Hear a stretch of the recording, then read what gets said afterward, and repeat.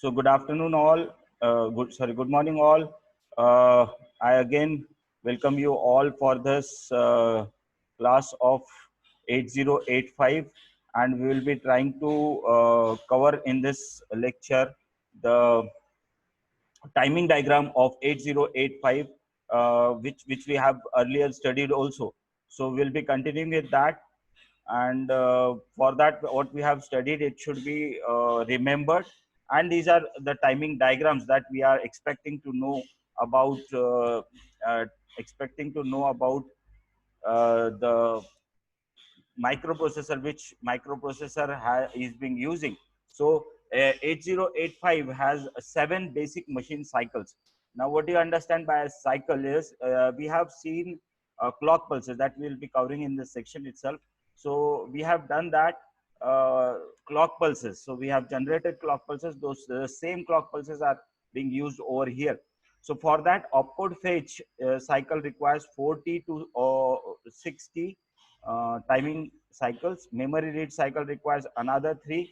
Then memory write cycle, 3 timing cycles. Then input output read cycle, input output write cycle, interrupt acknowledge cycle, and bus idle cycle. These are some of the cycles which we require to execute a particular instruction, in which the fetch output fetch cycle is similar for all the other instructions that we are going to use, right? So this is common for all those things. So this is over there. Then timing diagram. What is timing diagram? Timing diagram is actually a graphical representation of clock pulses and how the microprocessor is going to work in uh, in that particular duration of time.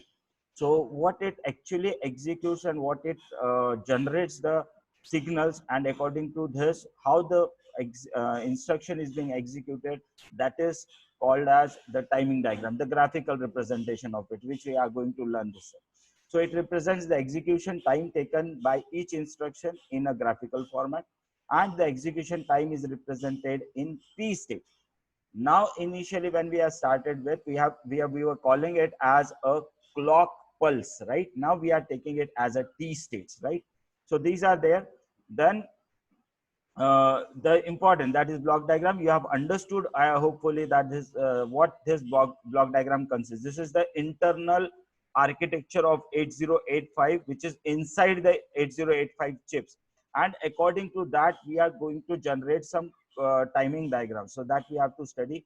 And the basic requirement, basic in that is this timing and control unit, and this is how this timing and control unit is going to generate a particular signal for a particular instruction that we are studying in this section. So this was the block diagram of 8085 architecture. Then control signals. If you have a mobile, take a snapshot of it, because we are going to learn this. So if you are able to see, these are the control signals, and because of which uh, some of the operations are being executed over here.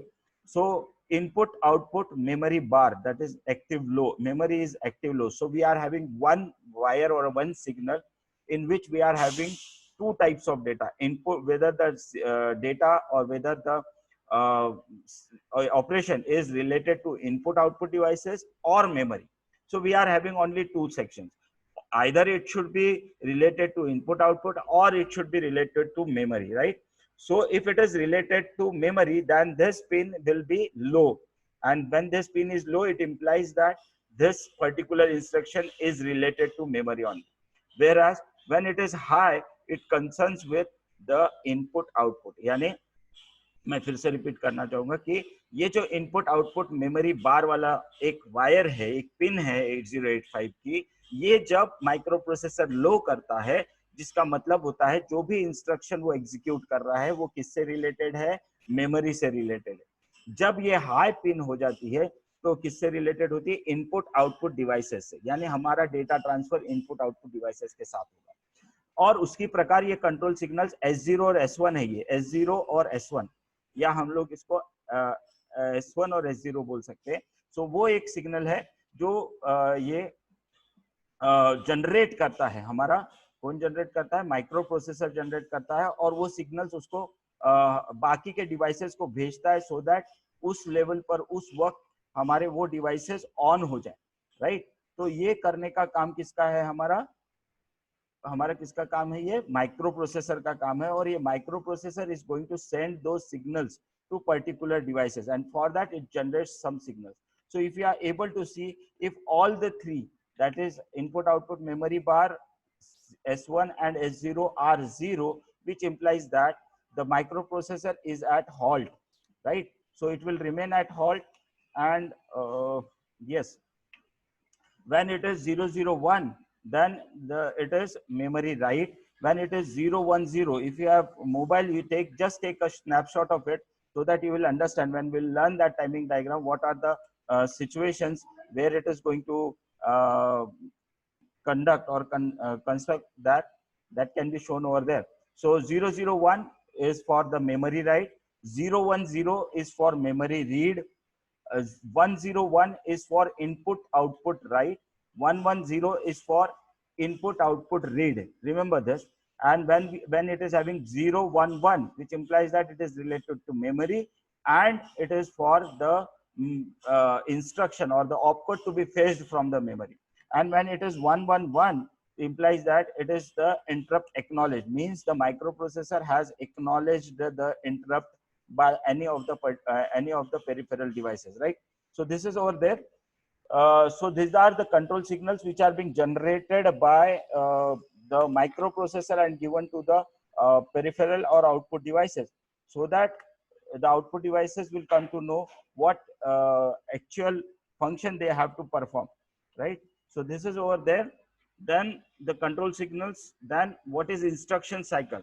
This instruction cycle, that is the time required to execute an instruction, is called as a instruction cycle, which implies that एक instruction हमने लिखी है, opcode लिखा है, वो opcode हमारे memory से fetch करने का, फेच करना मतलब वहां से लेने का, और उसको डिकोड करने का, और डिकोड करने के बाद उसको एग्जीक्यूट करने का, ये टोटल काम जो है, इस टोटल काम को हम लोग बोलते हैं instruction cycle.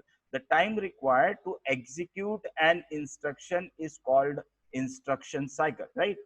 Then we are having yes T states. ये मैं आप लोगों को जब भी बता रहा था कि हम लोगों ने इसको क्लॉक पल्सेस के फॉर्म में देखा है, ऐसे स्क्वायर पल्सेस, राइट. अगर आप लोगों को याद होगा तो हम लोगों ने जब 555 का एक सर्किट बनाया था अस्टेबल मल्टी वाइब्रेटर का, तो that were giving us square pulses, right. Last year हम लोगों ने ये प्रैक्टिकल किया.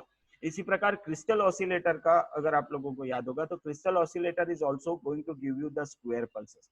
Now that particular one square pulse on time plus off time will be taken as 1 t state. now उसको हम लोग क्या बोलेंगे, 1 t state. इसका एक डेफिनेशन भी लिखा हुआ है यहाँ पर, मैं आपके लिए पढ़ रहा हूँ. अ portion of an operation carried out in one system clock period, यानी एक क्लॉक पीरियड में जो काम होने वाला है, that particular portion is called as a T state, right. तो अगर आप डायग्राम यहाँ देख पा रहे होंगे तो यहाँ पर एक जो पूरी साइकिल दिख रही है, यहाँ पर ऑफ टाइम और उसके बाद ऑन टाइम, तो ये यहाँ से चालू हुई है और यहाँ पर खत्म हुई है. So this total is called as 1 T state. यहाँ पर एक फॉलिंग एज है, जिसको हम लोग नेगेटिव एज करते हैं, यानी जो हाई टू लो आती है that is called as falling edge और a negative as.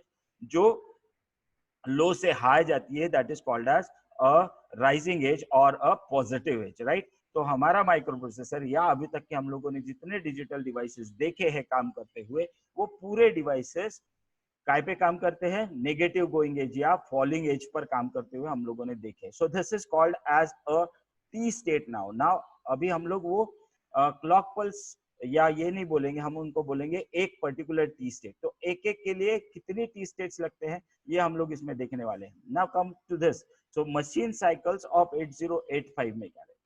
Now these are basically divided into 5 basic machine cycles, किसमें 5 बेसिक चीजों में डिवाइड की हुई है. सबसे पहले तो ऑपकोड फेच, ये कॉमन रहेगा सबके लिए. सो ऑपकोड फेच जो रहेगी उसके लिए कितने टी स्टेट्स लग रहे हैं, 4.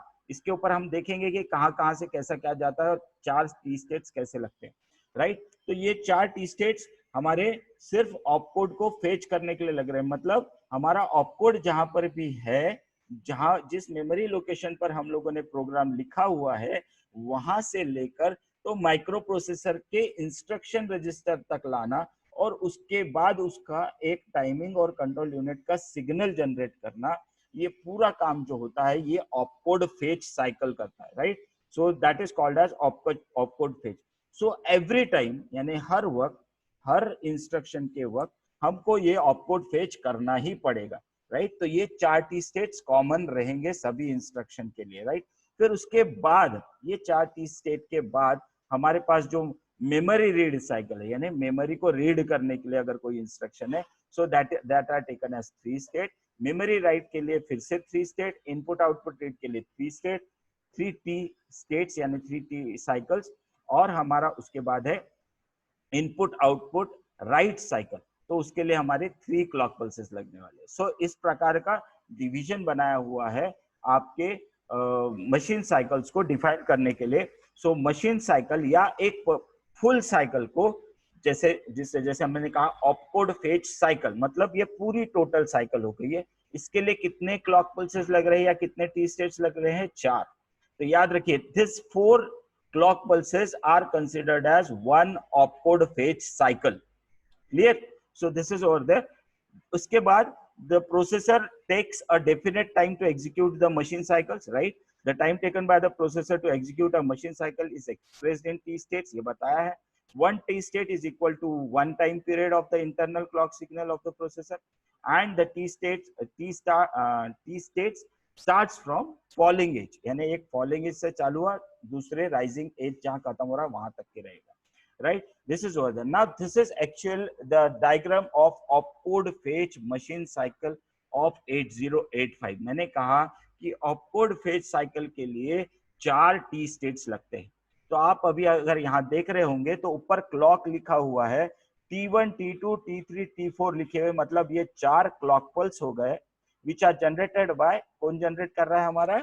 हमारा क्रिस्टल जनरेट कर रहा है। तो crystal is generating those clock pulses, और ये क्लॉक पल्सेस हर एक क्लॉक पल्स पर एक एक काम हो रहा है। तो अगर आप देखो कि T1 का फॉलिंग एज यहाँ से चालू हुआ है, T1 के फॉलिंग एज जैसे ही चालू हुआ तो यहाँ पर कुछ चेंजेस हुए हैं A50 to A8 to A15 में, यानी यहाँ पर हमारा कौन सा बस है?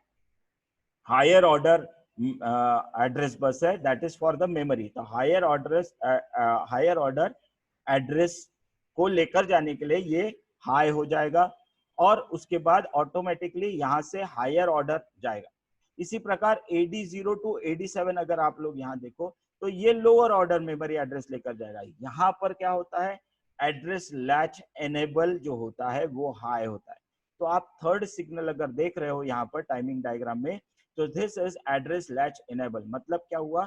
जो मल्टीप्लेक्स किया था हम लोगों ने AD0 टू AD7, अब वो जो एड्रेस का लैच की आईसी यूज की थी 13874 शायद, तो वो आईसी क्या करेगी? वो हाई हो जाएगी। मतलब अब वो जो 8 बिट हम लोग यूज करने वाले हैं वो काय के लिए यूज करने वाले हैं? लोअर ऑर्डर एड्रेस को लेकर जाने के लिए यूज करने वाले हैं, डेटा के लिए नहीं यूज करने वाले, राइट?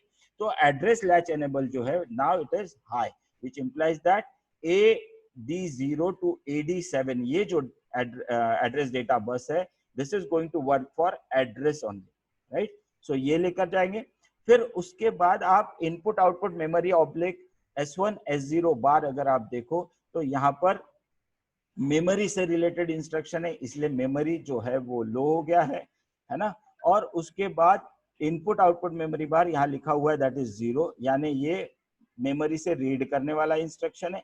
S1 और S0 जो है they both are high.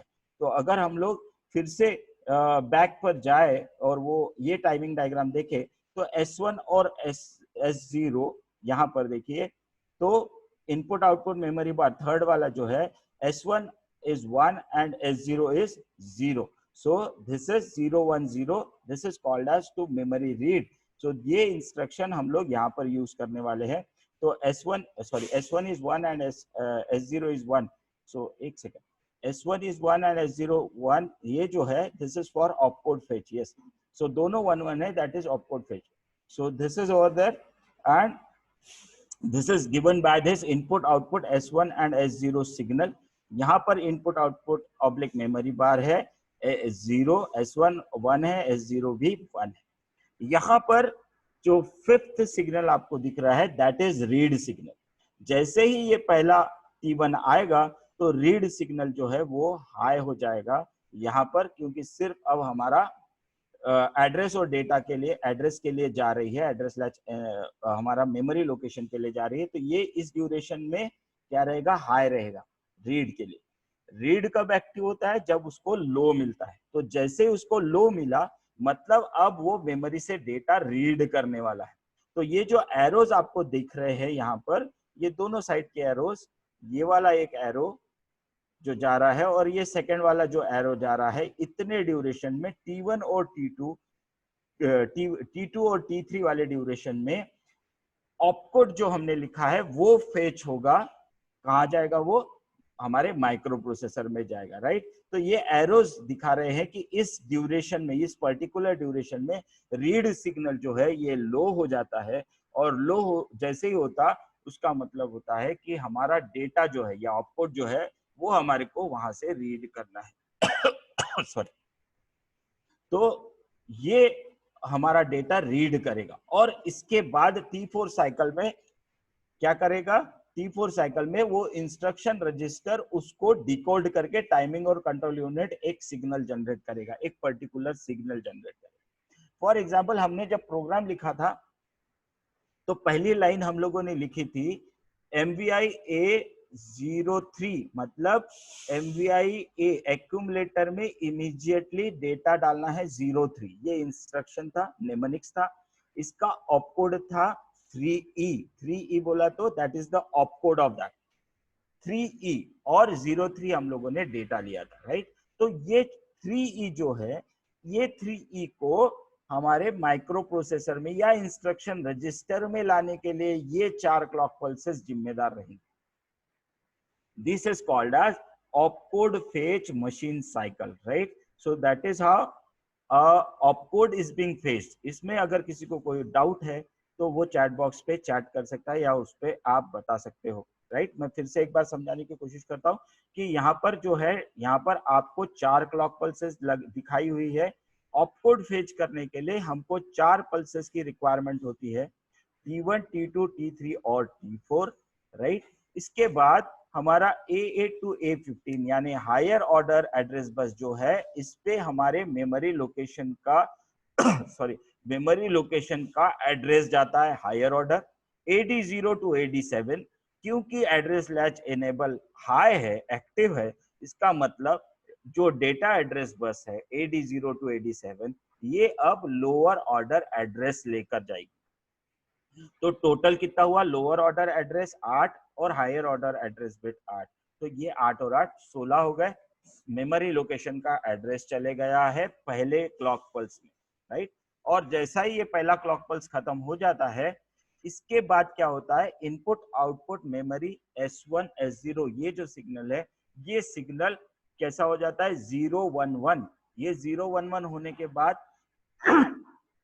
sorry, as you know that it will fetch the opcode from the memory location where we have put it in the program, right। जैसे हम लोगों ने 600 ये वाला मेमोरी लोकेशन एड्रेस लिया, तो 60 जो रहेगा वो हायर ऑर्डर एड्रेस है और 00 जो है that is lower order address, right. तो ये हायर ऑर्डर और लोअर ऑर्डर यहाँ पे चले जाएगा, यानी मेमोरी लोकेशन का एड्रेस एक्टिव हो गया, मेमोरी एक्टिव हो गया। और जैसे ये मेमोरी एड्रेस चले गया तो उसको पता चल गया मेमोरी को कहाँ एड्रेस है, वहां से डेटा हमको लेना है, राइट। एड्रेस लैच एनेबल जैसे ही ये डेटा पहुंच गया है, लो हो जाएगा, मतलब अब हमारा एड्रेस डेटा लाइन जो है now it is confined to use for data only, यानी अभी वो डेटा लाने ले जाने का काम करेगा, एड्रेस नहीं, राइट। तो वो पट से लो हो जाएगा और दूसरे क्लॉक पल्स में हमारा रीड सिग्नल जो है वो भी लो होगा। रीड सिग्नल लो होने के वजह से हमारा डेटा जो है या डेटा बस पे जो है मेमोरी से ऑपकोड डेटा पर आ जाएगा, मतलब हमारा 3E जो हम लोगों ने लोड किया था वो 3E अब डेटा पर आ गया है, डेटा लाइन पे आ गया है। और वो डेटा लाइन कहाँ गया, इंस्ट्रक्शन रजिस्टर पर गया है।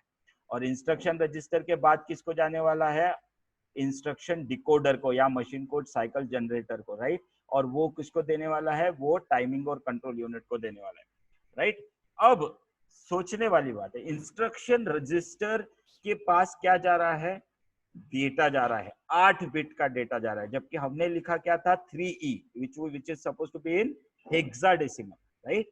तो ये हेक्साडेसिमल का डेटा बाइनरी में पहले कन्वर्ट करना पड़ेगा, तभी ये 8 बिट पे आएगा।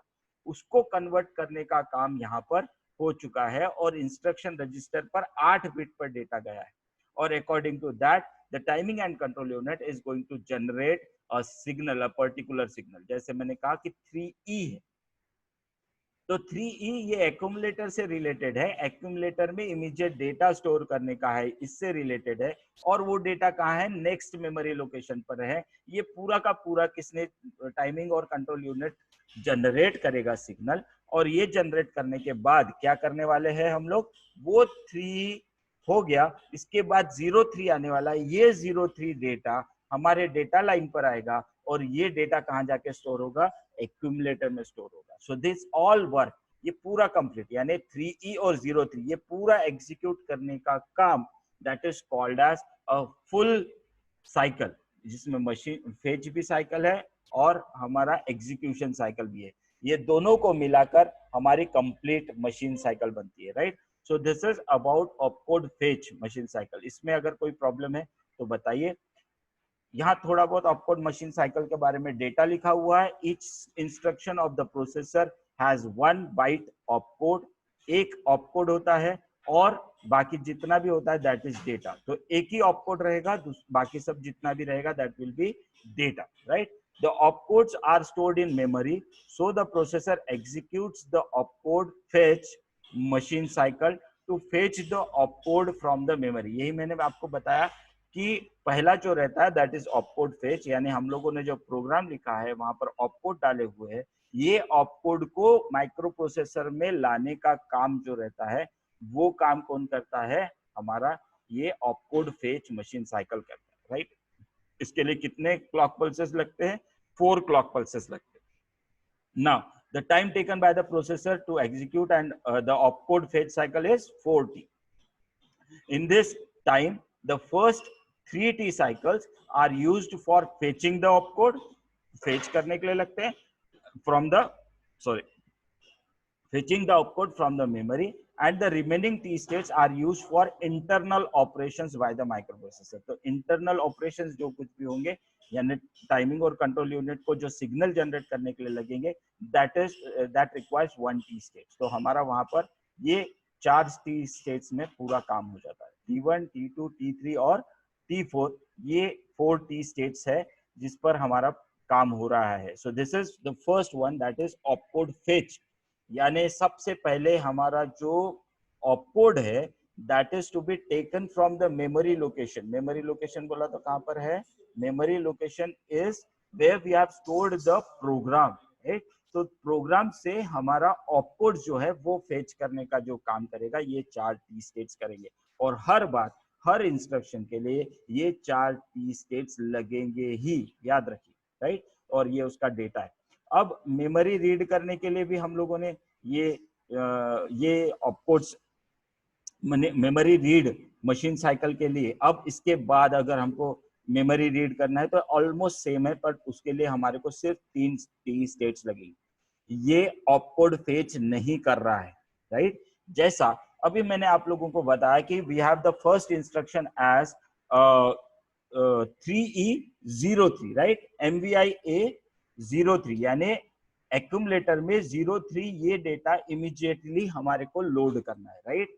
तो पहले क्या होगा, पहले 4 टी स्टेट्स जाएंगे काय के लिए, ऑपकोड फेच करने के लिए, यानी 3E आ गया। अब सेकंड क्या हो गया, हमारा सेकंड डेटा कहां पर है, फिर से वही मेमोरी लोकेशन में है, कौन सा डेटा है, 03 ये डेटा है। तो ये रीड करने का काम करने के लिए हमारे को फिर से ये 3 टी स्टेट लगेंगे, यानी अब टोटल कितने टी स्टेट्स लगे, 4 T states for opcode fetch and 3 T states for to read the memory, right. तो टोटल 7 टी स्टेट्स हमको लगेंगे एक ऑपकोड को फेच करने के लिए and to read the data from the memory location. ये अलग है, वो अलग है। ऑपकोड फेच ये लगेंगे ही लगेंगे 4 टी स्टेट्स हर इंस्ट्रक्शन में, राइट। अब यहाँ पर हम लोग चेक करते हैं ये तीन टी स्टेट्स में क्या क्या होने वाला है अगर मुझे वो 03 कहाँ लाना है, एक्यूमुलेटर में लाना है। तो फिर से हमारा हायर ऑर्डर एड्रेस बस और लोअर ऑर्डर एड्रेस बस हाई हो जाएगा, यहाँ पर हमारा मेमोरी लोकेशन का एड्रेस आ जाएगा, एड्रेस लैच एनेबल हो जाएगा, मतलब अभी उसको डेटा के लिए यूज नहीं करना है। T1 में वो जो टोटल 16 लाइन्स है ये सिर्फ मेमोरी लोकेशन का एड्रेस लेकर जाने के लिए यूज करना है, राइट। फिर बाद में एड्रेस लैच एनेबल लो हो जाएगा। अब जो lower order address data bus है ये डेटा के लिए यूज होने वाली है, तो नीचे आ गया। इसके बाद रीड सिग्नल देखिए पहले हाई था और बाद में at the centre of T2 it has become low. तो यहाँ से हमारा डेटा जो है वो लाने का काम चालू हुआ है। तो ये डेटा यहाँ से आ गया। अब देखिए यहाँ पर कंट्रोल सिग्नल कैसे जनरेट हुआ, इनपुट आउटपुट मेमोरी बार 0, मतलब मेमोरी से रिलेटेड इंस्ट्रक्शन है। S1 1 है, S0 0 है, मतलब काय के लिए है ये instruction, to read from the memory location. अगर हम लोग पीछे जाए तो हम लोगों ने वहां देखा है शायद वो S1 और S2 के वजह से गड़बड़ हो रही, तो ये S2 जो है दैट इज 0। तो यहाँ पर अगर आप देखो तो यस ये 0 है और ये 0 है और ये 0 है और यहाँ पर 1 और 0 है, राइट। सो मेमोरी रीड करने के लिए हमारा ये सिग्नल 0 1 0 होना चाहिए। ये किया है तो यहाँ पर अपना 0 1 0 आ रहा है क्या, देखिए ये 0 1 0 आ गया बराबर। तो यहाँ पर डेटा जो है this is being read from the memory location and then it is being stored somewhere where it is required. यानी अभी जैसे मुझे एक्यूमुलेटर में डेटा स्टोर करना था तो वो डेटा अब मैं कहाँ पर स्टोर लेकर आया हूँ, डेटा लाइन पर लाया हूँ, अब उसको मुझे स्टोर करना है। तो it will be requiring 3 timing clock pulses, right. So this is all about the memory read machine cycle. The memory read machine cycle is executed by the processor to read the data, read a data byte from the memory. The processor takes 3 T states to execute these cycles, right? The instructions which have more than 1 byte word size will use the machine cycle after the opcode fetch machine cycles, right? तो जिनके पास 3 अलग से है यानी 3 bite का जब instruction है तो उसके लिए हमारा जो ऑपकोड फेच साइकिल है उसके बाद वो यूज करेगा, राइट। तो इतना जो है हमारे इस पे है हमारा मेमोरी रीड और इसके बारे में। तो I will again repeat it for you and then we will conclude, right? So yes, we were studying timing and control unit of timing diagram of 8085. इसमें हम लोगों ने देखा है कि ऑपकोड फेच करने के लिए कितने साइकिल्स लगते हैं, memory read, memory write, input output read, input output right, interrupt acknowledge और बस आइडल साइकिल, इनके लिए कितने लगते हैं। Timing diagram is a graphical representation, अभी आप लोगों ने ग्राफिकल रिप्रेजेंटेशन कैसा होता है वो देखा है। It represents the execution time taken by each instruction in a graphical format, right. उसमें क्या क्या होता है वो आप लोगों ने देखा। The execution time is represented in T states. इसके बाद this is the block diagram of 8085। इस पर वो सब चीजें काम करने वाली है। ये नीचे एड्रेस बस है, ये इधर एड्रेस डेटा बस है और ये टाइमिंग और कंट्रोल यूनिट है जो जनरेट करने वाला है। ऑपकोड जब हम लोग फेच करेंगे तो डेटा लाइन पर जाकर ये इंस्ट्रक्शन रजिस्टर पे आने वाला है और instruction decoder and machine cycle encoding ये generate करेगा and it will give it to a timing and control unit. Accordingly it will generate these signals, right? यही हम लोग पढ़ रहे हैं। These are control signals. This S2 is nothing but S0. So input output memory bar S1 and S0 are the signals. If all the three are 00 then it is halt. If it is 001 then it is memory write. If it is 010 then it is memory read. 101 it is input output write. 110 it is input output read. 011 opcode fetch and 111 is interrupt acknowledge. So these are there. The instruction cycle, the time required to execute an instruction is called instruction cycle, right? The time required to access the memory or input output devices is called as a machine cycle.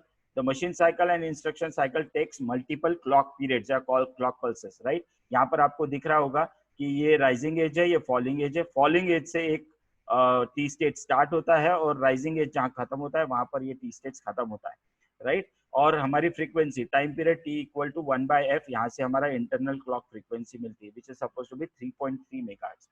These are machine cycles of 8085 which are being required by the microprocessor, they are divided into 5 basic machine cycles.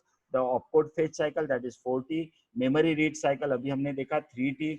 Memory write cycle में भी 3T. Input output read और input output write cycle में भी 3 timing clock pulses ही लगते हैं, right? The processor takes a definite time to execute the machine cycles. The time taken by the processor to execute a machine cycle is expressed in T states. ये पढ़ा है, right? ये opcode fetch का machine cycle का timing diagram है, graphical representation है. यहाँ पर T1, T2, T3, T4 ये 4 क्लॉक पल्सेस यूज हुई है.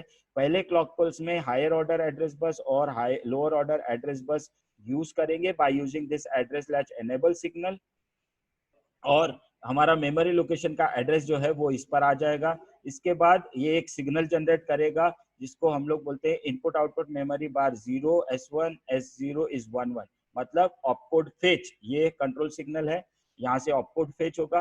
रीड सिग्नल पहले हाई रहेगा फिर लो होगा. जैसे ही लो हुआ तो हमारा डेटा जो है या ऑपकोड जो है वो हमारे डेटा बस पर आ जाएगा, राइट? ये हमने पढ़ा है, ये भी पढ़ लिया. ये है मेमोरी रीड या मशीन साइकिल. इसमें हम लोग डेटा जो है या 03 जो हम लोग अभी बोल रहे थे 03 ये रीड करने का काम करेगा. सो we will conclude over here. We have very less time to go. If you have any queries regarding this, I expect from your side that you should keep asking questions. तो मैं आप लोगों को एक ये देता हूँ, एक second. So in that we will try to solve your difficulties if you have any difficulties. So I will stop sharing this. Yes, thank you for joining this class, and I'll be putting this on YouTube also, right? And somebody has asked me for some some notes. So if you remember, I am putting those notes on YouTube itself. तो आप YouTube पर जाइए तो आपको वहाँ पे पूरे notes भी मिलेंगे, right? So you don't have to bother about notes. Even if you don't get those notes, I will be uploading it on our Google Classroom, right? But by now, thank you very much for joining. Thank you very much for listening. Do go to my YouTube channel, subscribe it. Whenever I load a YouTube video, you will be able to visualize that. You will be having that ring, and you'll be able to rectify your difficulties also. And and don't forget to like also. Thank you very much. Have a nice time. Good luck. Stay home. Stay safe. Take care. So I'll be ending this meeting for you. Okay. Goodbye. Take care. See you soon.